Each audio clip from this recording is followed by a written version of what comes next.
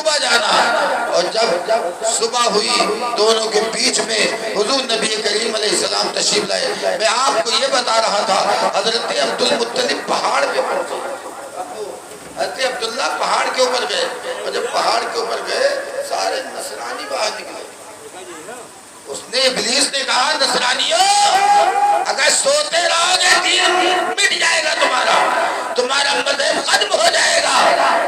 اور یہ جو آ رہے ہیں یہ کوئی معمولی آدمی نہیں ہے, انہی کی نسل سے خاتم النبیین آئیں گے. اس لیے ان کو زندہ بچ جانے دو. اگر یہ زندہ بچ کے چلے گئے تو ان کی نسل سے حضور خاتم النبیین کی جلوہ گری ہوگی, اور جب وہ آئیں گے تو ساری کائنات پہ ان کا سکہ چلے گا. دین ہوگا تو ان کا ہوگا, مذہب ہوگا تو ان کا ہوگا. اس لیے مٹا دو ان کو.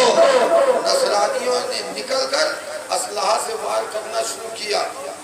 ایک بزرگ سامنے پہاڑی پہ دیکھ رہے تھے, انہوں نے دیکھا کہ یا اللہ ایک نوجوان ہے, بڑا اچھا ہے, یہ کچھ بولا نہیں, کوئی بات نہیں, کوئی معاملہ نہیں, کوئی تذکرہ نہیں, کوئی گفتگو نہیں, آپس میں کوئی پوچھ تاچھ نہیں. یا اللہ یہ نوجوان آیا اور جیسے ہی پہنچتے ہی ان لوگوں نے چاروں طرف سے گھیر کے اس کو مارنا شروع کر دیا.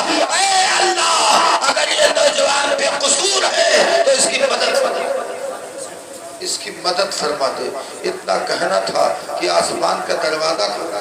سبحان اللہ, آسمان کا دروازہ کھلا, فرشتے آنے لگے. ان فرشتوں کے ہاتھ میں آسمانی اسلحہ تھا. وہ ایسا اسلحہ تھا جس کا تصور کبھی نہیں کیا جا سکتا. فرشتے آئے اور پلک جھپکنے میں تمام نصرانیوں کے وجود کو مٹا دیا ہے, تمام نصرانیوں کو ختم کر دیا ہے, ان کو مٹا دیا ہے. ان کی بوٹی کو ایسے کاٹا ہے جیسے قصائی قیمہ کاٹتا ہے, جیسے ایک درزی کپڑے کو کتر دیا کرتا ہے. ریزہ بنا دیا. اس کے بعد میں وہ بزرگ دیکھ رہے تھے تو دیکھا بس تھوڑی دیر اور میں ختم کر رہا ہوں. درود پاک پڑھنے اللہم صلی علی سیدنا مولانا محمد البارک صلی علیہ رسول اللہ صلی اللہ تعالی علیہ وسلم. المختصر آخری بات میں آپ کو یہ بتا دوں, اس واقعات کو یہی بھی چھوڑ رہا ہوں. آپ کو یہ بتا دوں حضور کی ولادت ہوئی اور حضرت حلیمہ سعدیہ آئی لینے کے لیے. اب تو بول دو سبحان اللہ. ارے جتنے لوگ ہو بول دو, کہہ دو سبحان اللہ. اپنے نبی کو حاضر ناظر سمجھ کے بول دو سبحان اللہ. تو جس سال حضور کی ولادت ہوئی تمام جو ہے داعیہ مکہ میں آئی بچہ لینے کے لیے کہ بڑے بڑے گھرانوں سے بچے لیں گے, امیروں کے بچوں کو لیں گے, اس کی پرورش کروں گی تو خدمت کروں گی, اس کے عوض میں پیسہ ملے گا جس سے میرا بھی گزارا ہوگا. تمام داعیہ مکہ المکرمہ آئی ہے, لیکن تاریخ کمزور لکھتا ہے. مکہ کی تاریخ بتاتی ہے حضرت حلیمہ سعدیہ غریب خاندان سے تعلق رکھتی ہے, قبیلے سعد کی خاتون ہے, غربت کا عالم ہے, پریشانی کا عالم ہے, تنگ دستی کا عالم ہے. حلیمہ سعدیہ بھی ارادہ بناتی ہے مکہ جانے کے لیے.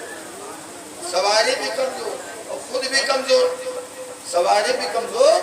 خود بھی کمزور. سواری پہ حلیمہ سعدیہ بیٹھی, کچھ دور سواری چلی, بیٹھ گئی, پھر اٹھایا, پھر بیٹھی, پھر کچھ دور چلی, پھر بیٹھ گئی. المختصر کہنے کا مطلب یہ ہے جو ساتھ میں عورتیں چلی تھی, داعیہ گئی تھی بچہ لینے کے لیے, وہ پہلے پہنچ گئی. حلیمہ 2 دن کے بعد پہنچی. حلیمہ 2 دن بعد میں پہنچی, اور جب حلیمہ مکہ پہنچی تو دیکھا سعد والی خاتون بچے کو لے کر واپس آ رہی ہے. حلیمہ سعدیہ پریشان ہو گئی, سیدھے خانے کعبہ کے اندر چلی گئی, اور جب کعبہ میں گئی تو رونے لگی، غلاف کعبہ کو تھام لیا اور کہا اے اللہ میری قسمت کو کیا ہو گیا، میں راستے میں روتی ہوئی آئی اور یہاں پہنچی، میں راستے میں ہنستی آئی بچوں کے لیے، لیکن یہاں پہنچی کوئی بچہ نہیں ملا، رو پڑی۔ تو کعبے کے دوسرے سمت میں حضرت عبد المطلب بھی تھے، کہہ دو سبحان اللہ، آپ کے دادا تھے، وہ بھی رو رہے تھے۔ کیوں رو رہے تھے؟ حلیمہ سعدیہ نے پوچھا اے رونے والے یہ بتا، مجھے تو کوئی بچہ نہیں ملا، مجھے کامیابی نہیں ملی، اس وجہ سے روتا ہوں، تو کیوں رو رہے ہو، تو کیوں روتا ہے؟ حلیمہ سعدیہ بات یہ ہے کہ آج میرے گھر میں پوتا آیا ہے، اگر میرا بیٹا عبداللہ زندہ ہوتا تو کتنا خوش ہوتا، کتنا خوش ہوتا، اس کے خوشی کی انتہا نہیں، میرا بیٹا بہت خوش ہوتا۔ تو جب عبداللہ کی یاد آتی ہے تو رونے لگتا ہوں، اور جب پوتے محمد کی یاد آتی ہے تو مسکرانے لگتا ہوں۔ المختصر حضرت عبد المطلب لے کے گئے اور حلیمہ سعدیہ کے حوالے حضور علیہ السلام، اور حضرت حلیمہ سعدیہ نے اپنے اٹھنی پر حضور کو بٹھایا اور خود سوار ہو کے چلی، خود سوار ہو کے چلی، رات کے سناٹے میں، رات کے اندھیرے میں، رات کے ظلمت میں، رات کے تاریکی میں حلیمہ سعدیہ محمد عربی کو لے کر اپنے گھر میں داخل ہوئی۔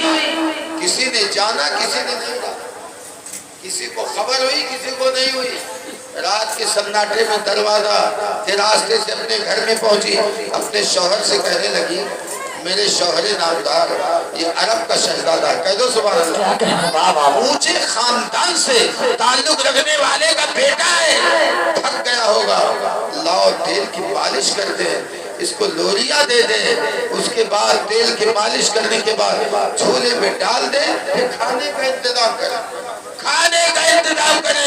حلیمہ سعدیہ نے بچے کو تیل کی مالش کیا ہے اور تیل کی مالش کرنے کے بعد جھولے میں ڈال دیا، آخری بات بس 2 منٹ میں ختم کرو، جھولے میں ڈال دیا، جھولے کو پکڑا اور جھولانا چالو کر دیا، جھولا چل رہا ہے، محمد عربی مسکرا رہے ہیں، کہہ دو سبحان اللہ، ارے بولو نہ، مسکرا رہے ہیں، انگلی جھولے سے نکال دیا، آسمان کی طرف انگلی پار ہو گئی، میرے آقا انگلی گھماتے ہیں، آسمان کا چاند گھوم رہا ہے، آسمان کا چاند گھوم رہا ہے، یہ اس وقت کی بات ہے جب مصطفیٰ جاد رحمت کا بچپنا ہے، جب رسول کے بچپنے کی یہ شان ہے تو جوانی کی شان کیا ہوگی، جوانی کی شان کیا ہوگی۔ ادھر جھولا چل رہا ہے، ادھر آسمان پہ چاند چل رہا ہے، حلیمہ سعدیہ روٹی پکا رہی ہے، یعنی کھانا پکا رہی ہے، اسی اثنا میں آسمان کے چاند پہ نگاہ پڑ گئی، دیکھا وہ چاند آگے ہوتا ہے پیچھے ہوتا ہے،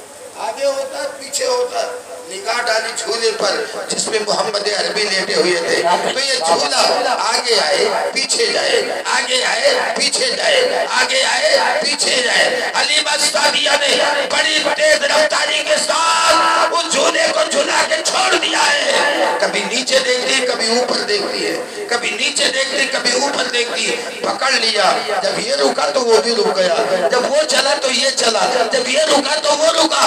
حلیمہ سعدیہ نے کہا اے اللہ، اے رب ذوالمنن، اے کائنات کے پالنہار، یہ آج جھولا کے ساتھ چاند چل رہا ہے، آج کیا ہے؟ تو رب کی مشیت نے جواب دیا حلیمہ تعجب نہ کرو، جیسا بچہ ہوتا ہے ویسا کھلونا دیا جاتا ہے، جیسا بچہ ہوتا ہے ویسا کھلونا دیا جاتا ہے، مٹی سے بننے والے کو مٹی ربڑ کے کھلونے دیے جاتے ہیں، جو چاند بن کے جو نور بن کے آتا ہے اس کو چاند کا کھلونا دیا جاتا ہے، سورج کا کھلونا دیا جاتا ہے۔ اسی کی نقاشی تو بریلی کے تاجدار فرماتے ہیں یا رسول اللہ، چاند چھپ جاتا جدھر انگلی اٹھاتے بہر میں، چاند چھپ جاتا جدھر انگلی اٹھاتے بہر میں، کیا ہی چلتا تھا اشاروں پر کھلونا نور کا، قد جاءکم من اللہ نور و کتاب مبین، تحقیق کی آ گیا اللہ کی طرف سے نور اور روشن کتاب، نور سے مراد حضور کی ذات ہے اور کتاب سے مراد قرآن عظیم ہے۔